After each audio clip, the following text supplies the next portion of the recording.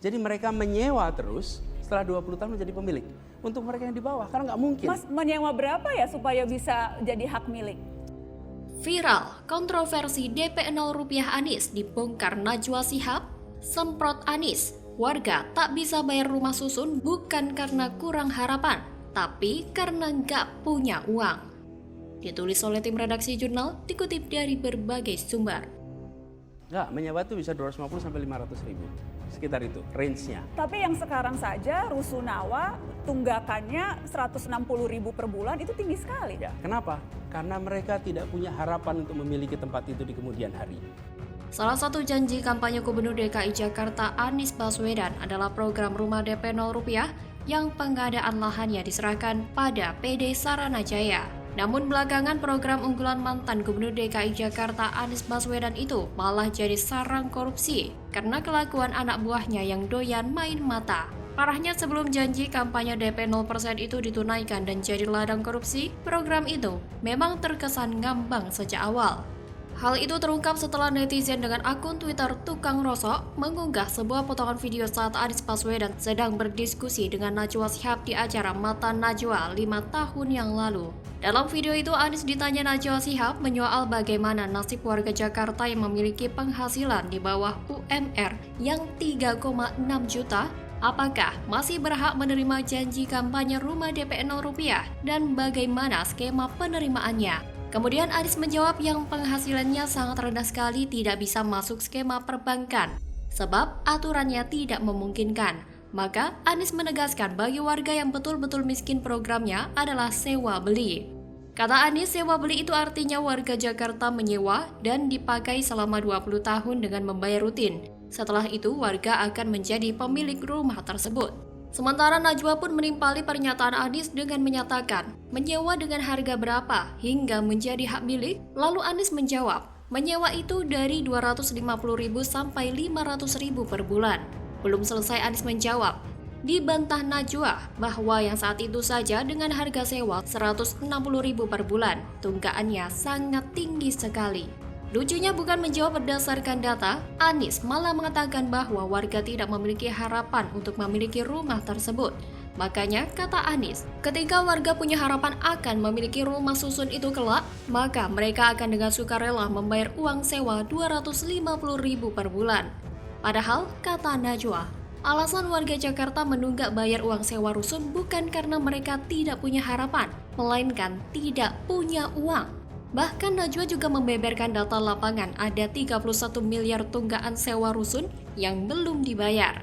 Namun dengan gampangnya Anies menjawab bahwa tunggakan 31 miliar itu adalah angka yang kecil. Lantas, Tukang Rosok pun mengatakan setiap jilatan lidah pada bibir Anies terdapat dusta yang berbusa-busa. Sambil ia menandai akun-akun pendukung Anies Baswedan. Tapi jika melihat fakta di lapangan, bukankah kenyataannya demikian? Janji-janji kampanye Anies yang sudah ia katakan memang terdapat dusta yang berbusa-busa. Bahkan program rumah DP 0% milik Anies faktanya tidak bisa ditempati warga Jakarta yang tidak mampu. Parahnya bukan hanya tak tepat sasaran seperti yang dijanjikan Anies. Program yang kadang-kadang Anies itu malah jadi ladang bancaan korupsi. Dan ini fakta loh, saya tidak mengada-ngada. Jika Basuki Cahayapurnama atau Ahok lebih banyak defensif dan terkesan mengatakan kejujuran atas kasus pengadaan rumah susun dengan harga murah, Anies tidak demikian. Ia justru malah menata kata agar ucapannya enak didengar, tapi konsekuensinya tak dipikirkan. Anies dengan percaya diri menawarkan solusi yang tidak bisa dikerjakan dan menyihir perhatian warga Jakarta dengan janji-janji busuk. Bahkan ketika dulu Anies pernah beranggapan tak ingin warganya menderita kala ia memimpin Jakarta nanti. Itu hanya jadi bualan omong kosong di akhir pekan. Kalau dulu dia pikir seorang gubernur adalah pemimpin rakyat yang mengerti penderitaannya karena penderitaan rakyat adalah penderitaan gubernur. Maka di mana letak pengertian itu sekarang? Saya rasa warga Jakarta sudah sadar betul betapa menyesalnya mereka menghabiskan 5 tahun dengan memegang teguh janji palsu Anies. Mereka yang sedang terpuruk karena butuh rumah kemudian disuguhi dengan harapan-harapan kosong. Kan itu sakit tapi tak berdarah. Makanya saya pikir ular beludak seperti Anies ini memang tak pantas memimpin negeri ini. Entah bakal jadi apa bangsa ini kalau Anies benar-benar jadi presiden. mungkin rakyat makin susah karena cuma dikasih makan harapan kosong. Padahal hidup tidak hanya soal harapan, melainkan kenyataan. Bagaimana kalau menurut Anda? Gawat, kapal selam Koalisi Perubahan goyah, Anies terancam gagal capres dan tenggelam ke dasar peratapan. Ditulis oleh tim redaksi jurnal, dikutip dari berbagai sumber. Dua tawaran inilah yang sekarang membuat gamang Partai Nasdem yang sudah memegang Anies Baswedan sebagai orangnya. Mau terima Demokrat atau PKS sebagai calon wakil presidennya. Kalau terima AHY, PKS itu bisa lepas. Kalau terima Aher, Demokrat yang bisa lepas. Itulah kenapa disebut koalisi ketiga partai ini adalah koalisi rapuh. Karena nggak ada yang dominan di antara mereka bertiga. Ketua Umum Partai Amanat Nasional atau PAN, Zulkifli Hasan menyatakan koalisi perubahan untuk persatuan yang terdiri dari Partai Nasdem, Partai Keadilan Sejahtera atau PKS, dan Partai Demokrat yang mengusung Anies Baswedan sebagai calon presiden di pemilihan presiden 2024 sedang goyah. Hal itu dia nyatakan saat berbicara soal calon presiden yang akan diusung oleh partainya. Hal yang sama juga dinyatakan Ketua Umum Partai Kebangkitan Bangsa atau PKB, Muhaimin Iskandar, dan pegiat media sosial Denny Siregar.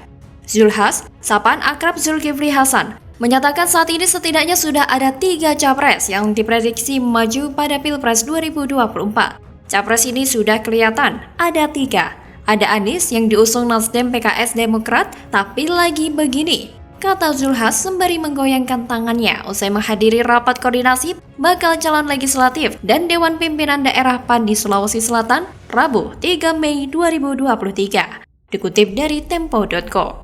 Menteri Perdagangan itu tak menjelaskan lebih lanjut alasannya menyebut koalisi perubahan goyah. Dia lantas menjelaskan 2 calon presiden lainnya, yakni Ganjar Pranowo dan Prabowo Subianto. Muhaimin Iskandar alias Caimin menyatakan hal senada. Sebab itu, Wakil Ketua DPR RI ini berharap agar Partai Demokrat bergabung dengan Koalisi Kebangkitan Indonesia Raya atau KKIR. Isu tentang kondisi koalisi perubahan tersebut hangat di media sosial.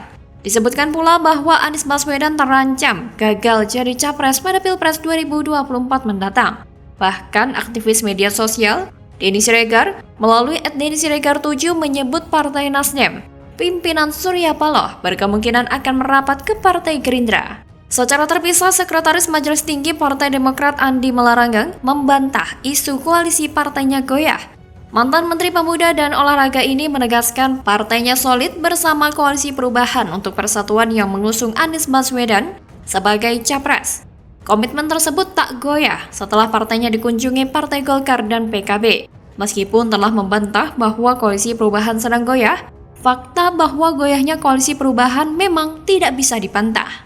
AHY sebelumnya telah mengungkapkan bahwa pihaknya menolak penggunaan politik identitas demi kebaikan bersama pada Pilpres 2024 nanti. Sepertinya AHY dan Demokrat sedang menyiapkan tindakan ancang-ancang buat minggat dari Koalisi Perubahan yang semula digagas oleh Nasdem.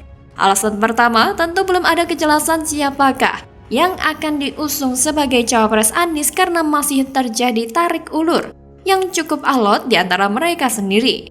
Nama AHY meski sempat ditawarkan tetapi tampaknya sukar mendapat restu Anies yang kabarnya diberi keleluasaan buat menentukan siapakah cawapres pendampingnya. Enak bener ya kalau dipikir si Anies ini kader partai bukan, dapat tiket sebagai bakal capres dengan mudah.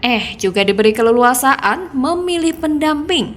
Itu kalau elit partai koalisinya setuju sih. Namun tampaknya susah melihat SBY merestui koalisi itu akan berjalan dengan tanpa AHY dalam paket calon pemimpin yang akan didaftarkan ke KPU. Alasan kedua, masa depan AHY akan tampak suram kalau tetap join dengan Koalisi Perubahan. Dengan potensi kumpulnya penggiat taktik politik identitas hingga ahlinya surga neraka di kubu tersebut, maka citra AHY dan Demokrat bisa sedikit tercoreng. Mumpung belum terlambat, kalau AHY cerdas, dia sebaiknya mulai ancang-ancang buat minggat dari Koalisi Perubahan demi menyelamatkan partai dan kansnya agar berpeluang maju sebagai cawapres. Jika nantinya koalisi gagal terbentuk pun, AHY masih bisa bergabung dengan koalisi lain, seperti Gerindra, yang setidaknya akan membuat citra AHY dan Demokrat tidak seburuk kalau memaksakan diri tetap berada di barisan bersama Nasdem dan PKS. Bagaimana kalau menurut Anda?